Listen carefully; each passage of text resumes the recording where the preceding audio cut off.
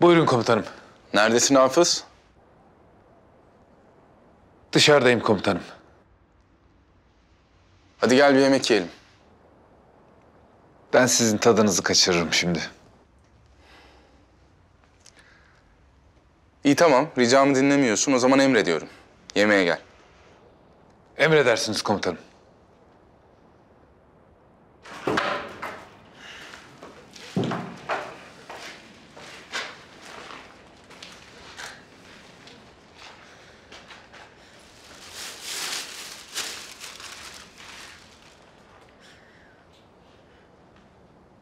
Geri geleceğim.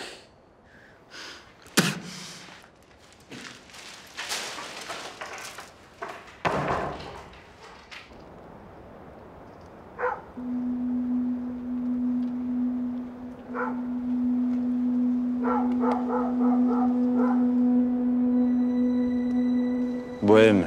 Evet, burası. Ama gelip giden kimse olmadı. O kadar salak değildir herhalde. Gidebileceği başka bir yer var mı? Annesinin evi var, bir de abisinin evi var. Tamam. Ben annesinin evine gideceğim.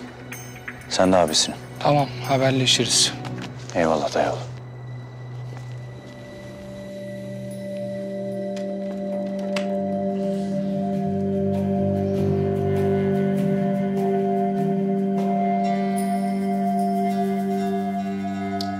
$50.000 veririm.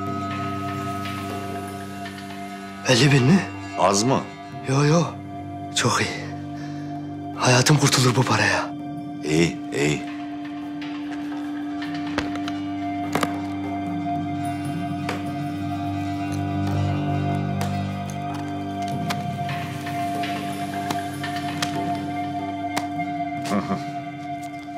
Al sana $50.000. Tamam. Sağ olasın Efruz ağam.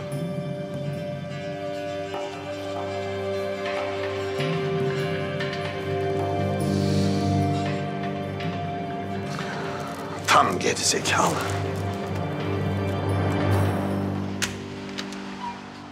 Nerede kaldın Hafız? Geldim işte. Hadi gel. Komutanım, beni hiç ellemeseniz. Şimdi sizin içinizi de karartmayayım. Bizi bir aile izlemedik mi? Dert bu. Paylaşacağız, azalacak. Hadi gel.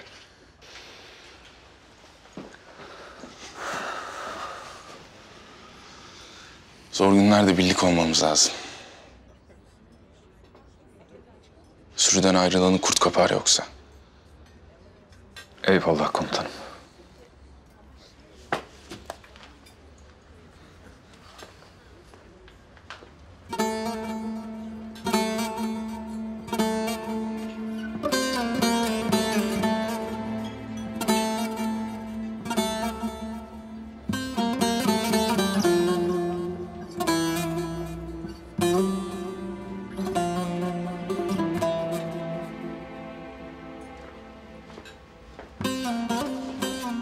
Ali Haydar abi.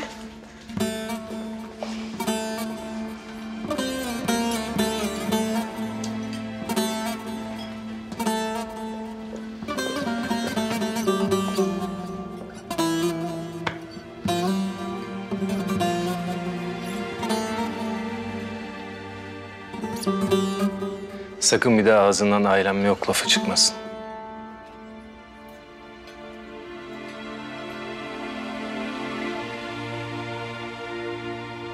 Bak, biz varız.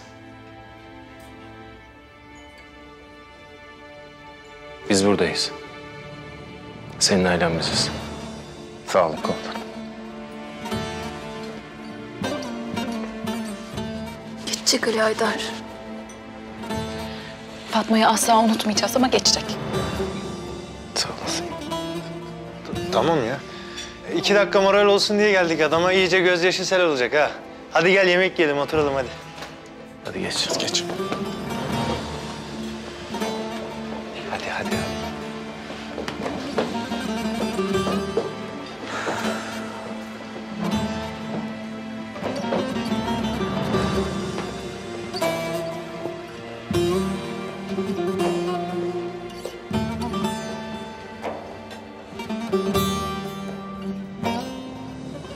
Hepinize ne kadar çok teşekkür etsem az.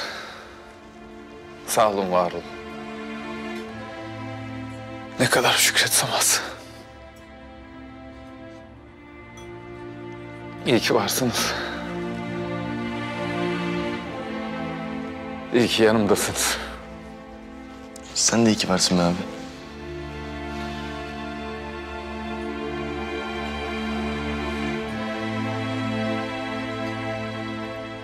Keşke Su da burada olsaydı. Sen şimdi görüntülü bir şekil yaparsın yine.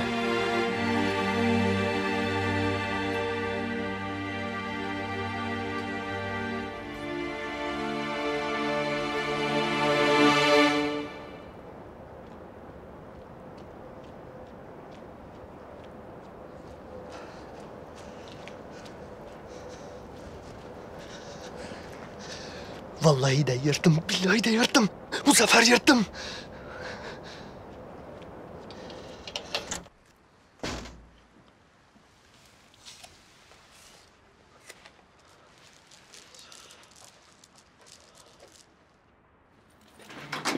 Ana!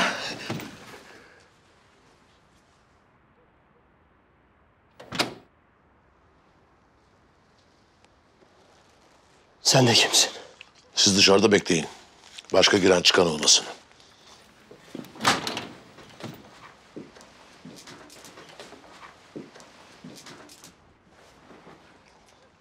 Sen şimdi benim söyleyeceklerimi çevir bakalım arkadaşa. Gerek yok, anlıyorum ben seni. Söyle arkadaşa otursun. Gel şöyle otur.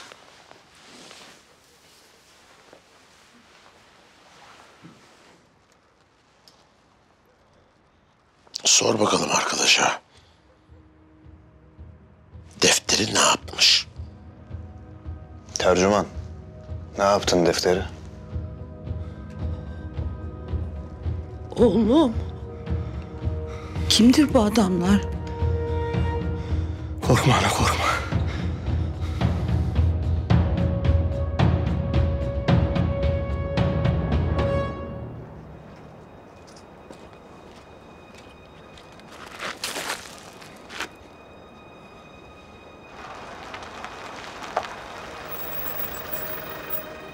Allah kahretsin, bizden önce bulmuşlar adamı. Bak Boncuğum, Erdem Yarbey'im bile burada. Merhaba. Yavuz komutanım. Merhaba. Ah, Nazlı, Bahar. Su, selam, ne haber? Su, keşke sen de burada olsaydın. Vallahi artık siz geleceksiniz. Babam sorup duruyor. Geleceğiz. Allah'ın izniyle bu sefer kaçırma yok. Direkt isteyeceğiz. Öpüyorum hepinizi. Biz de seni öpüyoruz. Hadi Boncuğum, öptüm ben de. Ben de seni. Ya çok özledim, çok.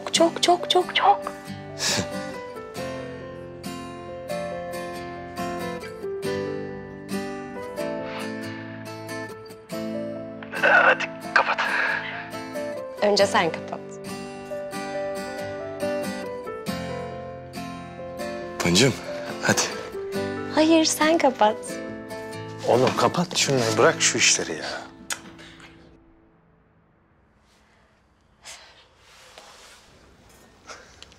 Sana ne oğlum, karışmasana, istediği gibi kapatsın. Ya erkek adama yakışıyor mu minnoş hareketler? Minnoş derken? Yani böyle romantikli falan komutanım. Olmuyor ya. Siz komutanınızı hiç tanımamışsınız herhalde. O zamanında bana ne mektuplar, ne şiirler yazdı. Gerçekten mi komutanım? Yok öyle bir şey ya. Şiir neymiş? Hem de komutanım. Hayatta inanmam ya. Oralara girmeyelim. Komutanım döktürmüştür kesin. Anne, hiç haberimiz yok bunlardan. Darısı başımıza artık. İyi de siz zaten evlendiniz. Şiiri ne yapacaksın? Ama bizim evliliğimiz gerçek değil. Sonuç olarak kızı aldık mı? Aldık. Hem de hükümet kararıyla ya. Tabii tabii. Kız almak ne ya? Buzdolabı mı alıyorsunuz? Eylemciğim, sen uzun süredir tabii Avrupa'da olduğun için bizim geleneklerimizi bilmiyorsun. Biz kız alırız. Aşık. Oğlum adına aşık oturuyorsun öyle ya. Emredin komutanım. Kuru kuru olmuyor, patlat bir şeyler. Vallahi ben zaten tam teçhizat geldim. Ama hep birlikte söylersek çok daha güzel olur. Tamam hadi bakalım. Tamam o zaman.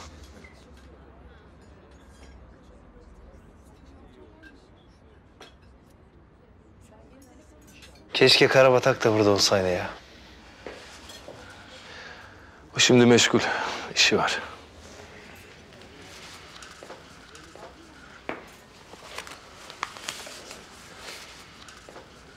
Çaktırmadan yazıyı uzatır mısın? Bu ne?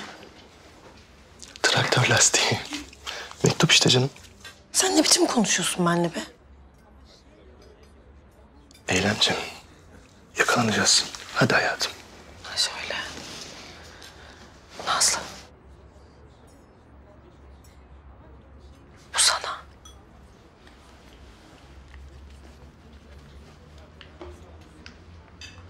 Bir şiirimi okuyayım o zaman ben burada.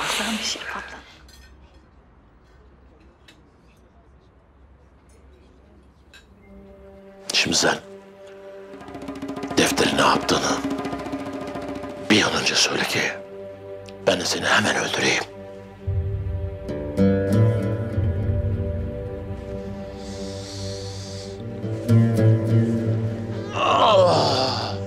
Şimdi tercüman, senin iyice elli ayağın titredi. Bak kadıncağız da korktu burada. İstersen önce anneni öldüreyim, senin titremen bir dursun. Sen bir kendine gel. Bize defteri ne yaptığını söyle. Ha? Efruz'a verdim defteri. Efruz'a verdim. Efruza'ya.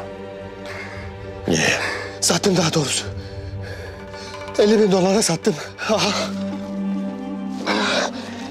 İşte paralar burada. Ya, gördün mü senin oğlanı? Zehir gibi. Maşallah.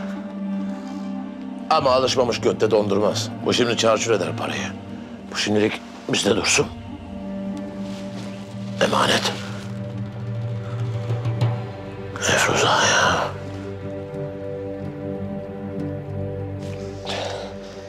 Çolak, ne yapalım bu ikisine? Öldüreceğiz mecbur. Yapma. Bari anam yaşasın yalvarırım yapma. Ne bencil oluyorlar ya. Oğlum, şimdi seni burada öldürsem... anan senin acınla 2 gün ya yaşar ya yaşamaz. Bencil herif. Ananı öldürsem, seni bıraksam... o da çok saçma. Ben bir telefonla görüşüp geliyorum. Tamam abi. Alo. Defter falan yok burada. Satmış hıyar Efruza'ya. Tamam sen bekle ben bir konuşacağım Efruza'yla. Tamam.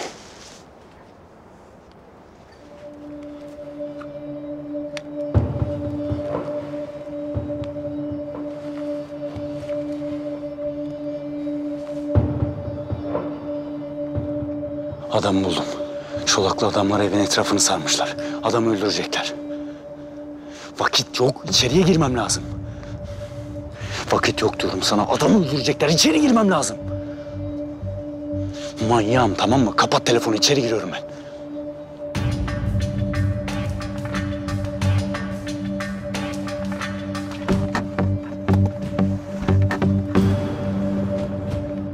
Parada anlaşırsak sıkıntı yok. 1 milyon isterim. Yeşilinden. Tamam anlaştık. Teslimat? Adamların yarın gelip benim mekandan alsın. Yalnız kimsenin haberi olmasın. Türk askerinin burayı da basmasını istemem. Anlaştık tamam.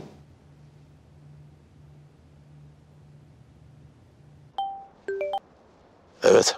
Adam doğru söylemiş. Defter Efruz'da. Anlaştık yarın teslim edecek. Agah meselesini halletmek lazım. Halledeceğim. Tamam.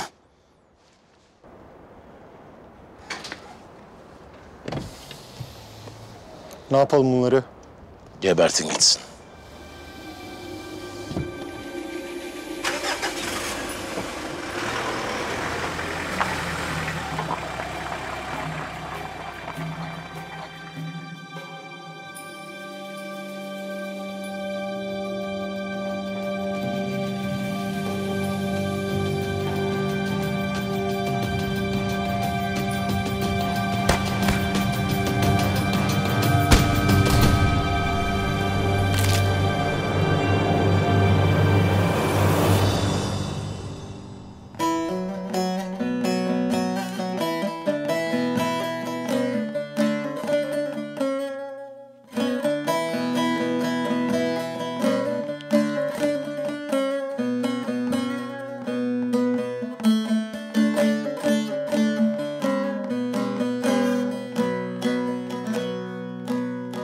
Yeşil ördek gibi daldım göllere, yeşil ördek gibi daldım göllere.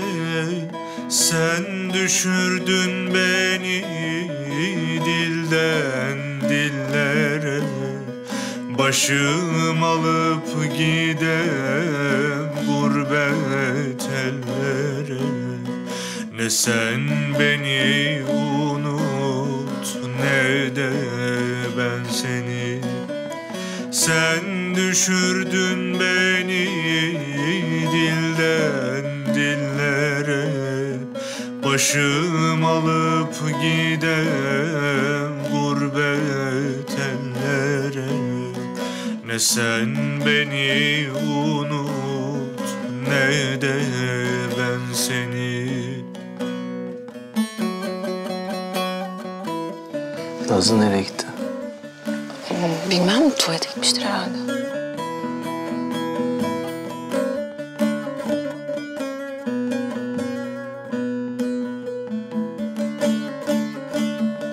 Nazlım, dayanamadım. 2 satır da olsa yazayım dedim.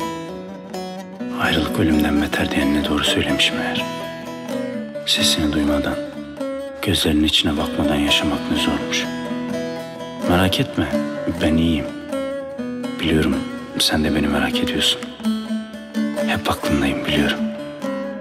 Ben iyiyim ya. İşim gücüm tembellik benim, biliyorsun. 5 yıldızlı bir otele geldim şimdi. Kahvemi içerken aklıma geldin, yazayım dedim. Nazlı, biz bir söz verdik. Bize yakışmaz verdiğimiz sözden dönmek. Ama bu da gönül. Ne ferman deniyor ne emir. Eğer olur da bir gün ölüm haberimi alırsan bil ki düşman mermisinden değil. İşte bu ayrılığın ateşi yakıp öldürmüştür beni. Başkasından bilme. Ülke yolunda şehit olmazsam bil ki yar yolunda. Senin yolunda aşkından şehit olmuşumdur. Ve asla unutma. Aşıklar ölmez. Öpüyorum diye bitirmek isterdim ama ben seni öpmeye de kıyamam ki. Ateşin. Sevdiğim cemalim, güneşim ayım. Sevdiğim cemalim, güneşim. Sen niye söylemiyorsun? Ben bilmiyorum türküyü. Seni seven aşık çekmez mi ahı? Getir el basayım kelamullahı. Ne sen beni unut ne de ben seni. Seni seven aşık çekmez mi ahı? Getir el basayım kelamullahı.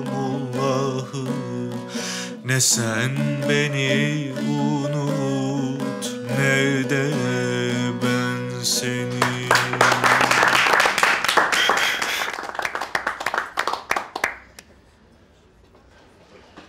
Ağzına sağlık. Nazlı. Ne oldu, iyi misin? Bir şey yok ya. Hapşurdum falan. Bizi bitirdin be Aşık. Vallahi. Ağzına sağlık Aşık. Sağ olun komutanım. Sanki yeteri kadar derdimiz yokmuş gibi. Çivi çiviyi sökermiş komutanım.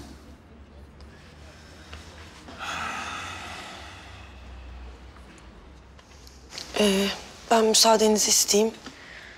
Benim de gitmem lazım. Bir kampa uğrayayım. Aklım onlarda. Hatice'yi göreyim. Ben bırakayım seni, tek gitme. Tamam. Komutanım, müsaadenizle. Hadi cümleten iyi akşamlar. İyi akşamlar. Ağzına sağlık. Biz daha otururuz ha beyler. Aşık bir tane daha söyler.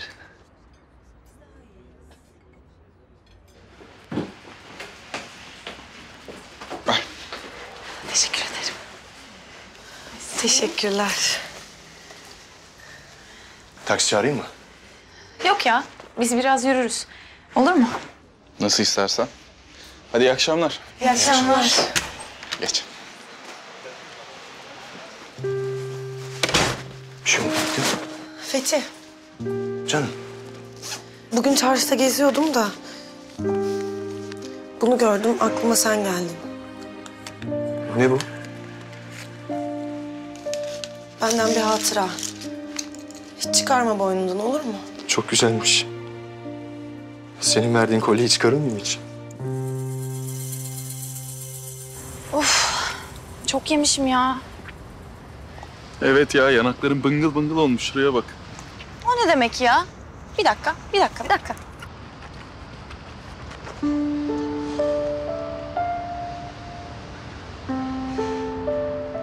Ay hiç de bıngıl bıngıl falan değil. Şaka yaptı bu ya. Ay gerçekten çok komik. Ya peki sen bilmiyor musun bir kadına kilosuyla ilgili şaka yapmak 400 tane silahlı erkeğin ortasına böyle atlamak gibi? Ben bu dersi almamışım.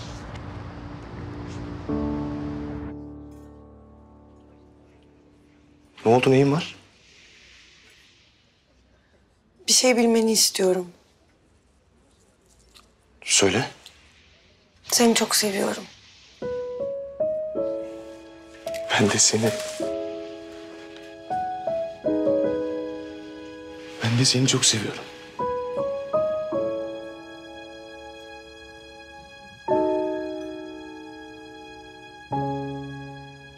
Tamam.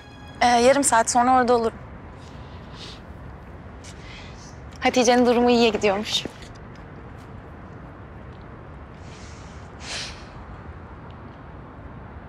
Çocukları bu kadar çok sevdiğini bilmiyordum. Çocukları kim sevmez ki? Bilmem. Ya bu bir soru değildi. Yani çocukları herkes sever. Ha. Sen çocukları sevmiyor musun?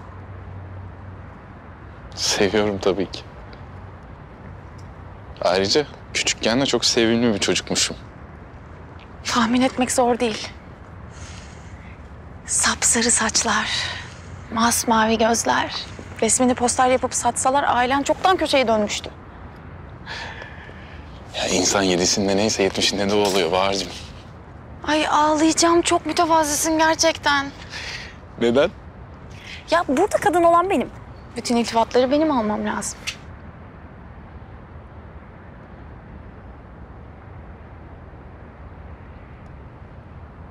Şimdi hangi iltifatı etsem eksik kalacak.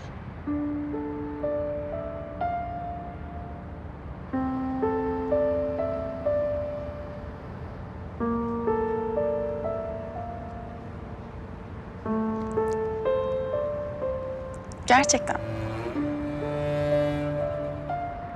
Beni etkileyen güzelliğin değil. Bu inatçılığın. Bu pes etme işin. Bu asla vazgeçme işin.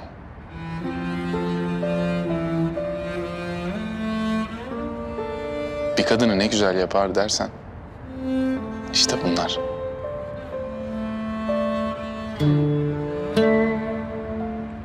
Bunlar çok güzel. Ama ben dünyanın en güzel kadını gibi hissetmek isterim.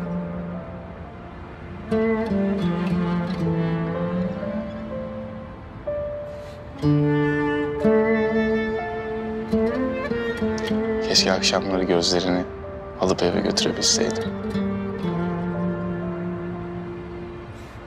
Sen yokken onlara bakardım.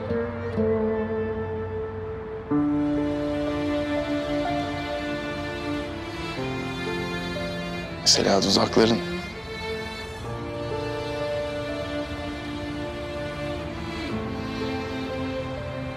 Kalemle çizilmiş gibi.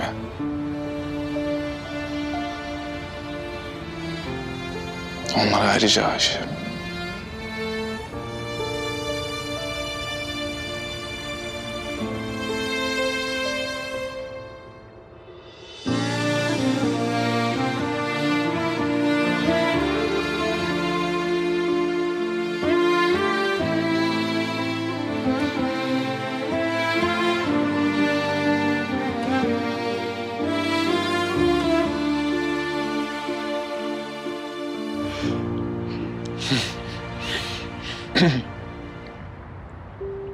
Sanırım bana bir özür borçlusun. Neden? Şaşkınlığına bakılırsa demek ki o kadar kötü öpüşmüyorum. Bilmem.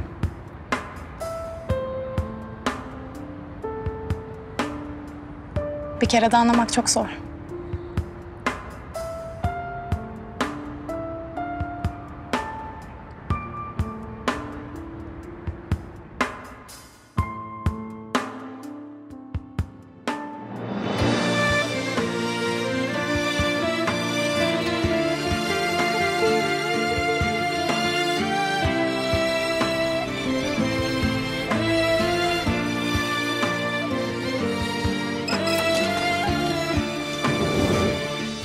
Rahat.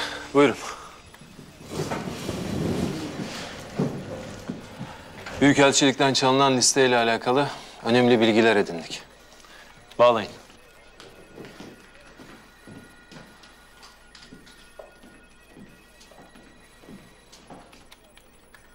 Ateş. Emredin komutanım. Seni dinliyoruz. Durum nedir? Komutanım liste Efruza denilen bir adamın elinde. Çalan kişi 3 kuruşu ona satmış. Kimmiş bu Efruza? Güneydoğu sınırlarımıza yakın büyükçe bir bölgeye hakim birisi komutanım. Öyle pek siyasette falan da bir işi yok. Tek derdi marul. Marul derken? Dolar. Daha yüksek bir paraya satacak demek ki. Aynen öyle komutanım. Alıcısı da hazır. Çolak derse şaşırmam. Komutanım Çolak'ın o listeyi tek başına alacağını sanmıyorum. O güce sahip değil. Ama ortaklarından biri büyük ihtimal. Peki ne zaman yapılacakmış bu alışveriş? Bugün yapılacak komutanım. Bu Efruz denilen adam tam bir eğlence manyağı. Dış güçler topraklarına bulaşmasın diye kendi mekanında sırf zevk için bahisler, dövüşler düzenliyor. Teslimat da bugün orada olacak. Tamam. Hemen destek gönderiyoruz. Sen ayarlamaları yap. İletişimde kalalım. Emredersiniz komutanım.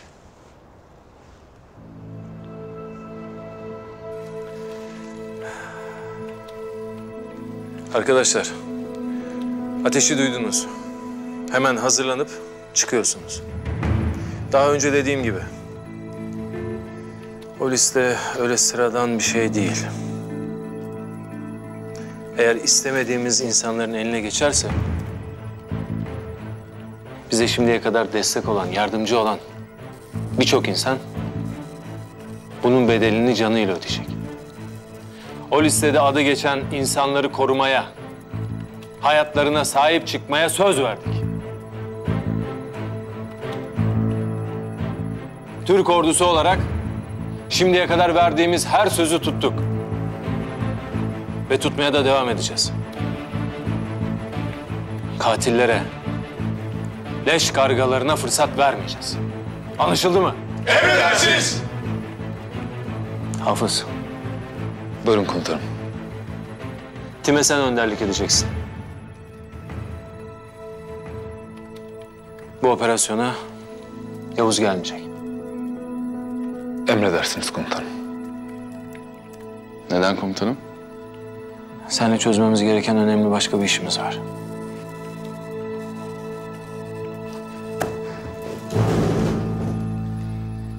Gazanız mübarek olsun. Sağ ol. Benimle gel. Komutanım, bir problem mi var? Bilmiyorum. Yolunuz açık olsun. Dikkat edin.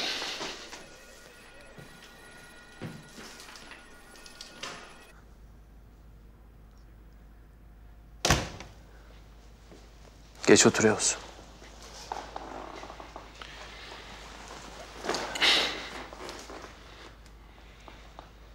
Yavuz. Agah'ı almak için operasyona gittiğinizde bir gelişme oldu. Aslında daha önce söyleyecektim. Ama emin olmak için araştırma yapmak istedim.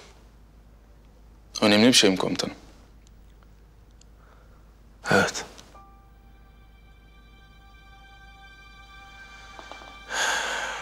Çok önemli Yavuz.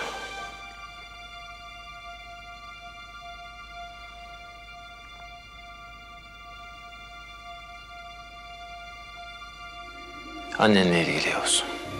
Daha doğrusu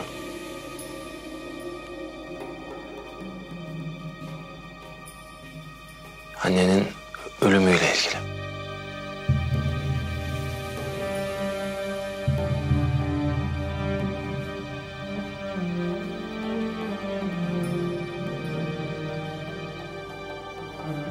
Nasıl yani?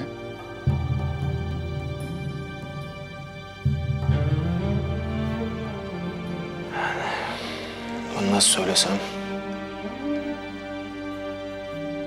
Yani işin buraya geleceğini ben de bilmiyorum. Nasıl geldi anlayamadım. Biraz daha açık konuşur musunuz komutanım? Ne olmuş anneme?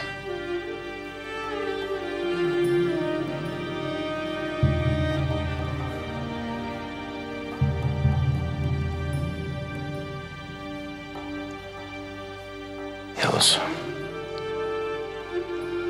Annen intihar etmemiş.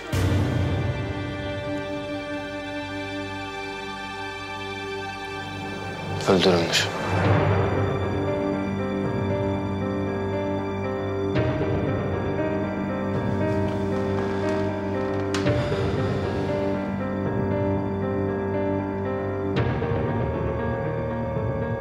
Öldürülmüş mü?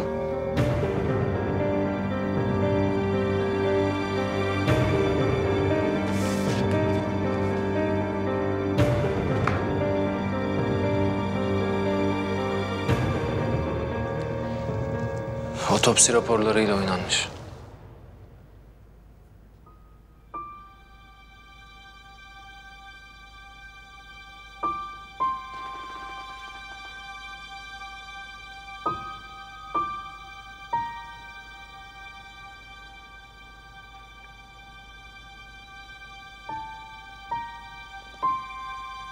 İntihar süsü mü verilmiş yani?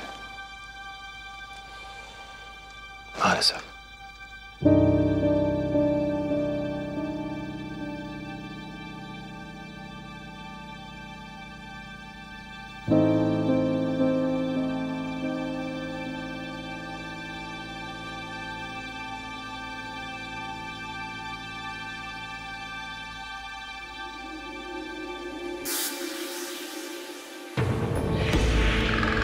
Anne! Anne!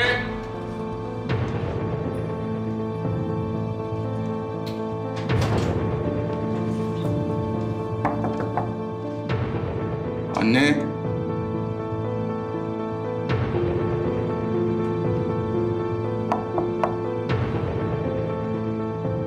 Anne uyuyor musun?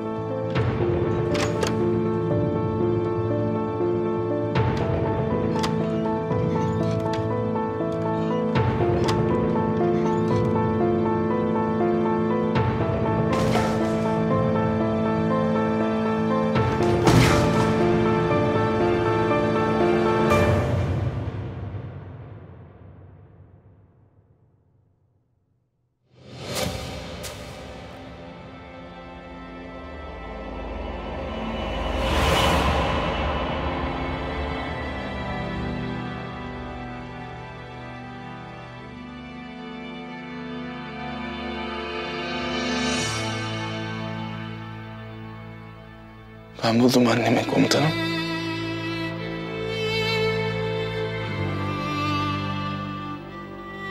İntihar etti benim annem.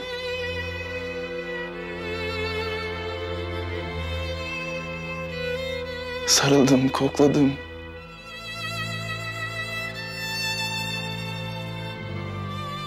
O anın acısıyla kendime kızdım. Keşke yanında olsaydım dedim.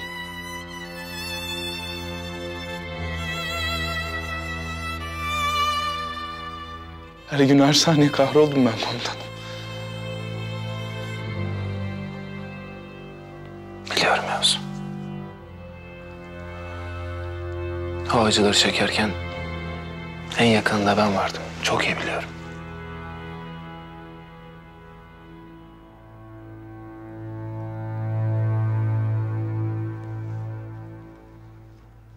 Nasıl olabilir komutanım?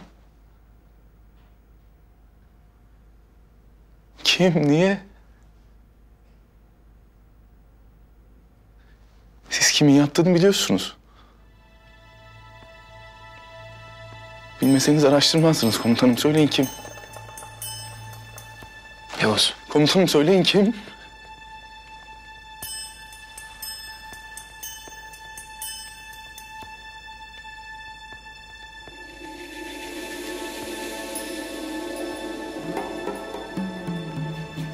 Olcay.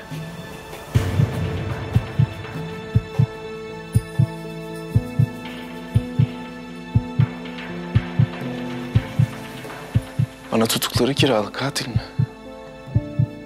Evet. Önce anneni öldürmeleri için, sonra da seni öldürmeleri için tutmuşlar belli ki.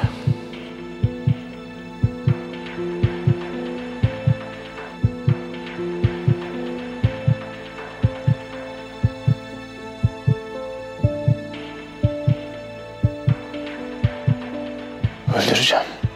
Geberteceğim onu. Nerede o? Yavuz, Yavuz. İzin almadan görüşemezsin bile. Komutanım adamın biri anneme kıymış. Annemi öldürmüş. Sebebini bilmem lazım. Kimin yaptırdığını bilmem lazım. İstihbarat konuşmuş. Adam konuşmuyor. Konuşacak. Ben konuştururum onu. Dur. Sakin ol. Komutanım nasıl sakin olayım? Kaç yıl sonra peşime bir tane adam takıyorlar. Adam annemin katili çıkıyor. Otopsi raporlarıyla oynanıyor annemin. Kim nasıl bir oyun oynuyor bilmiyoruz. Öğreneceğiz Yavuz. Sana söz veriyorum. Öğreneceğiz. Komutanım.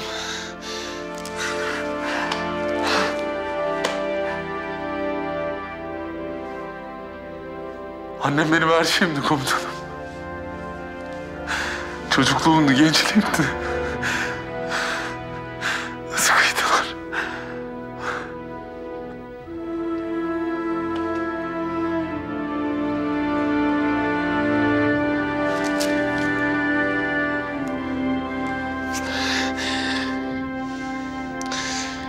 Söyleyip söylememekte çok tereddüt ettim Yavuz.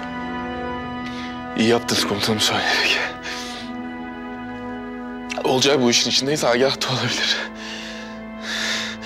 Delireceğim, nasıl bir oyunun içindeyiz, kafayı yiyeceğim. Çözeceğiz. Hepsini tek tek çözeceğiz. Sen şimdi git kendini topla. Tamam, hadi aslanım. Hadi.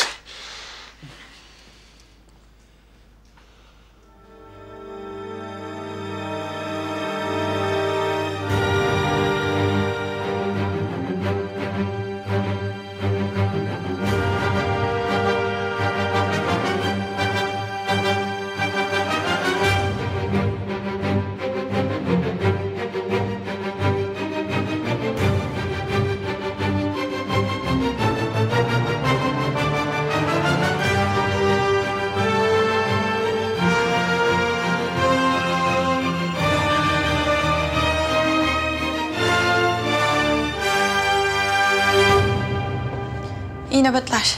Erdem Yarbay burada mı? Evet buradaydı. Niçin sormuştunuz? Mülteci kampı ile ilgili. Yardıma ihtiyacım var. Odasına bakın. Oradadır. Teşekkürler.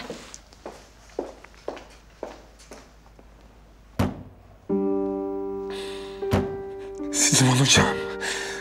Sizi bulacağım. Hepinizin tek tek gırtlağını sıkacağım. Hepinizin. istediğini sanıyorum annem.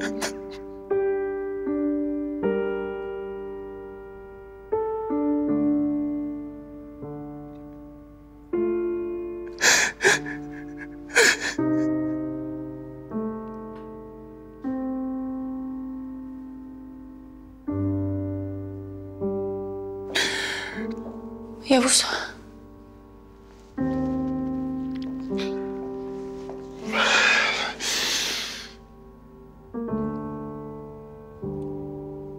İyi misin? İyi miyim, bir şeyim yok.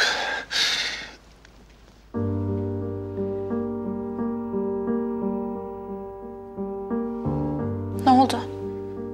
Bir şey yok. Ağladın mı sen?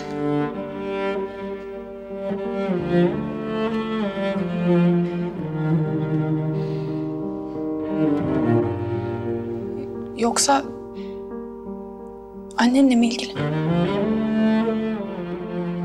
Hı hı.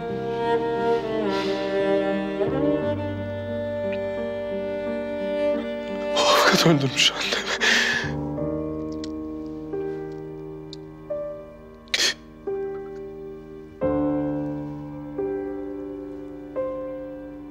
Ama intihar etti demiştin. Onu ben buldum demiştin. Ben buldum.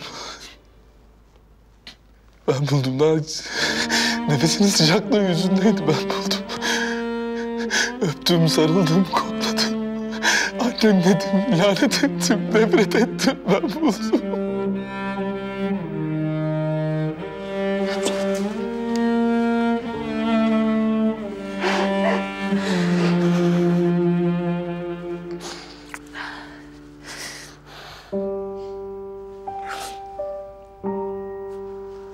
Tamam. Sakin ol. Geçecek.